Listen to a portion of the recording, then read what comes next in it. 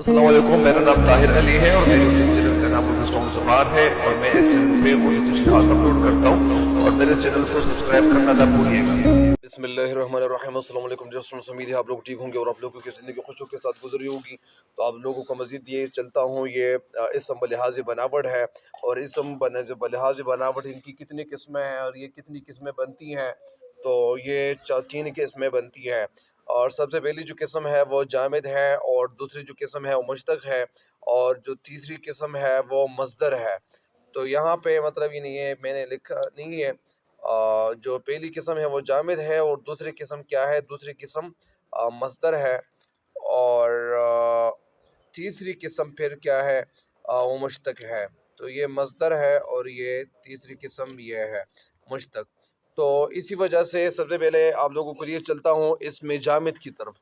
इसमें जामिद किसे कहते हैं? जामिद के लफ्ज़ी मानी है ठोस चीज़। जामिद मतलब यानी जो जम जाती हो उसे कहते हैं। जामिद के लफ्ज़ी मानी है ठोस चीज़, मतलब जो ठोस हो। क़वाइद में इसमें जामिद से मुराद वो इस्मिया कलमा है जो न तो ख़ुद किसी दूसरे लफ्ज़ से बना होता है और न इससे कोई दूसरा लफ्ज़ बनता है। क़वाइदी यानी क़वाइद में इसमें जामिद से वो मुराद वो इसमें कलमिया है। वो इसमिया कलमा यानी इसमिया जिसको कहते हैं जो न तो ख़ुद किसी दूसरे लफ्ज़ से बना होता है और न इससे कोई दूसरा लफ्ज़ बनता है या बना होता है। गोया इसमें जामिद ठोस अल्फाज की हैसियत रखते हैं। गोया जामिद इसमें जामिद ठोस अल्फाज की हैसियत रखते हैं कि इसमें कोई तब्दीली नहीं होती, कोई तब्दीली इसमें वाक़ई नहीं होती, कोई रद्द बदल इसमें नहीं होता और इसमें तब्दीली वगैरह चेंजेस वगैरह नहीं होती। मसलन ये किसे कहते हैं? पहाड़। पहाड़ के बाद दरख्त और कलम, कुर्सी, छतरी, पंखा वगैरह। तो ये बहुत सारी मिसालें हो सकती हैं और बहुत सारी मिसालें क्यों हो सकती हैं? क्योंकि ज़ाहिरी बात है कि हर चीज़ की मिसाल अलग अलग होती है, तो इसी वजह से इनकी कई मिसालें हैं। और यहाँ पे दूसरी जो किस्म है वो कौन सी है? दूसरी जो किस्म है वो इसमें मज़दर है। इसमें मज़दर है तो मज़दर के सदर का लुग़वी मानी सदर के लुग़वी मानी है सादिर होने की जगह। सादिर होना मतलब निकलने की जगह या निकलने की जगह। क़वाइदी उर्दू में मज़दर ऐसे कलमे को कहा जाता है। क़वाइदी उर्दू में मज़दर ऐसे कलमे को कहा जाता है जिससे कई दूसरे कलमात निकलते और बनते हैं। क़वाइदी उर्दू में जो क़वाइद, ये जो उर्दू का जो कायदा है, जो कुलिया है, जो रूल्स रेगुलेशन इनके लिए मुख्तस किए गए हैं, जो ख़ास किए गए हैं, जिससे कोई दूसरे कलमात निकलते और बनते हैं। मगर ये ख़ुद किसी कलमे से बना हुआ नहीं होता। ये ख़ुद किसी कलमे से बना हुआ नहीं होता।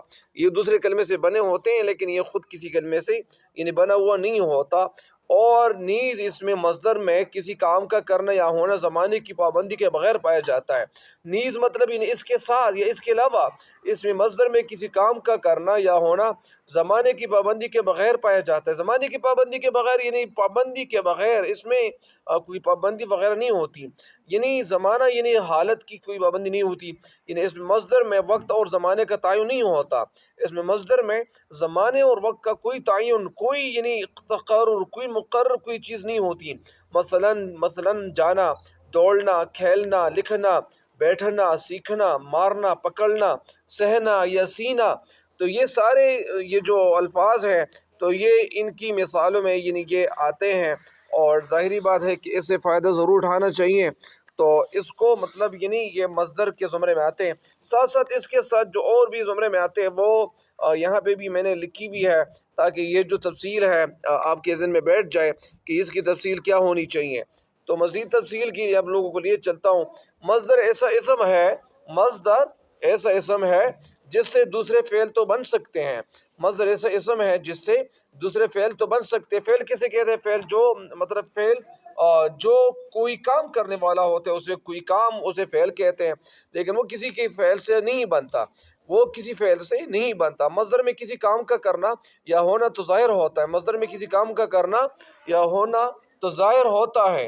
मज़दर में किसी काम का करना या होना तो ज़ाहिर होता है, लेकिन क्या होता है इसमें लेकिन ज़माना नहीं पाया जाता। ज़माना क्यों नहीं पाया जाता? ये यहाँ पे आपको सामने मैं पहले बता भी चुका हूँ।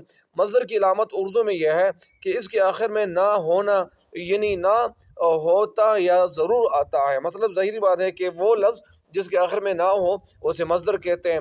لیکن یہ بھی آپ کو میں آخر میں بتاتا ہوں کہ وہ کون سے الفاظ ہیں۔ اس کی دوسری جو علامت ہے، جو سمبل ہے، کہ اگر نہ کو گرا دیں مطلب یعنی ہٹا دیں، تو باقی فعل امر رہ جاتا ہے۔ باقی کیا رہ جاتا ہے؟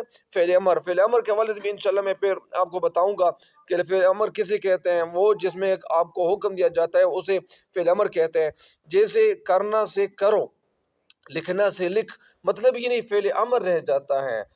لکھنا یا دانا نانا، دانا یا نانا، چونا پرانا، اس میں مصدر نہیں ہے، کیونکہ ان کو یا ان کا جو نہ ہے وہ گرا دینے سے یا گرانے سے، باقی جو کچھ بچتا ہے وہ فعل امر نہیں۔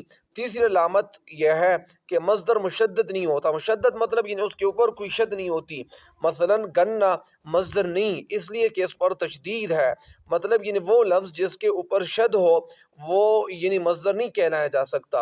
اور نہ علامت مصدر نہ گرانے سے صیغہ امر باقی رہ جاتا ہے، رہتا ہے۔ یا آگے اگر آپ کو میں تفصیل سے واضح آپ کو بتا دوں، تفصیل کے ذریعے آپ کو سمجھا دوں کہ یہ کیسے کہتے ہیں۔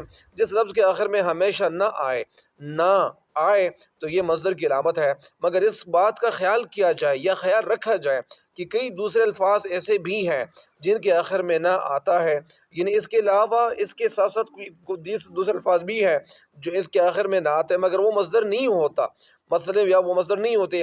مثلا یعنی یہاں پہ لکھا ہوا ہے نانا، نانا کیسے کہتے ہیں؟ والدہ کا باپ۔ یا رانا ایک قوم کا نام ہے، گنا ایک پودے کا نام ہے، اور اس کو گنا بھی کہتے ہیں۔ گنا ہندی زبان کا لفظ ہے، اور اس کو نشکر بھی کہتے ہیں۔ پابنڈا بھی ہندی زبان کا یا سنسکرت کی زبان کا لفظ ہے، اور اکھ بھی کہتے ہیں۔ اس کے ساتھ بچھونا، بچھانے والی چیز کو کہتے ہیں۔ سونا ایک قیمتی دھات۔ تو درج بالا مثالوں میں صاف ظاہر ہے کہ یہ کاموں کے نام نہیں بلکہ چیزوں کے نام ہے۔ ظاہری بات ہے کہ یہ کاموں کے نام نہیں ہے بلکہ یہ چیزوں کے نام ہے، اور چیزوں کے نام یعنی یہ یعنی گردائے جاتے ہیں اور یہ سمجھائے جاتے ہیں، گردانے جاتے ہیں، تو یہ چیزوں کے نام ہے۔ مجھے امید ہے کہ انشاءاللہ آپ اس سے فائدہ ضرور اٹھائیں گے، اور اس کے بعد انشاءاللہ یہ جو اس میں مشتق ہے وہ بھی اپلوڈ کروں گا تاکہ آپ اس سے بھی فائدہ اٹھائیں، اس سے بھی استفادہ کریں۔ تب تک کے لیے مجھے اپنے دعاؤں میں یاد رکھیے گا۔ اگر آپ کو کسی جگہ الجھن ہو تو آپ لوگ پھر بھی کمنٹس میں پوچھ سکتے ہیں، یا اس کے علاوہ وہ چیزیں جو آپ کے لیے بہت اہم ہوں تو انشاءاللہ رفتہ رفتہ انشاءاللہ میں جو گرامر ہے تو گرامر کی چیزیں جتنی بھی ہیں میں انشاءاللہ اپلوڈ کرتا جاؤں گا۔ آپ لوگ صرف خصوصی دعاؤں میں یاد رکھیے گا۔ تب تک کے لیے میں آپ سے اجازت چاہتا ہوں۔ اللہ نگہبان۔